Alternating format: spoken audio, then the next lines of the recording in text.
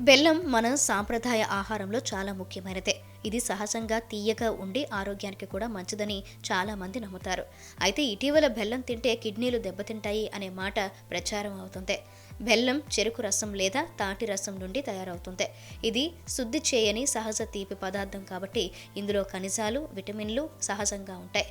బెల్లంలో iron, calcium, magnesium, potassium వంటి అనేక ముఖ్యమైన పోషకాలు ఉంటాయి. శరీరానికి తక్షణ శక్తిని అందించడంతో పాటు జీర్ణక్రియను మెరుగుపరచడంలో ఇది సహాయపడుతుంది. బెల్లం తినడం వల్ల జీర్ణక్రియ మెరుగుపడుతుంది.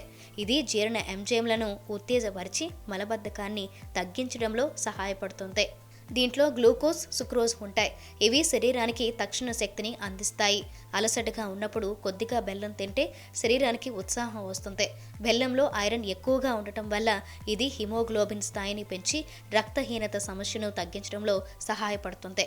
రోగనిరోధక శక్తిని పెంచుతుంది. దీంట్లో యాంటీ ఆక్సిడెంట్లు అధికంగా ఉండటం వల్ల శరీరాన్ని హానికరమైన టాక్సిన్స్ నుంచి రక్షిస్తుంది. బెల్లం అధికంగా తీసుకోవడం వల్ల సమస్యలు ఏర్పడే అవకాశం ఉంది. బెల్లంలో సహజంగా చక్కెర ఉండటంతో దీన్ని అధికంగా తీసుకుంటే రక్తంలో గ్లూకోజ్ స్థాయిలు పెరిగే అవకాశం ఉంటుంది. డయాబెటిస్ ఉన్నవారు బెల్లం ఎక్కువగా తింటే అది కిడ్నీలపై ఒత్తిడిని పెంచే దీర్ఘకాలికంగా సమస్యను పెంచవచ్చు. బెల్లంలో పొటాషియం ఉంటుంది. కిడ్నీ సమస్యలతో బాధపడుతున్న వారిలో పొటాషియం స్థాయిలు పెరిగితే అది హానికరం అని ఆరోగ్య నిపుణులు అంటున్నారు.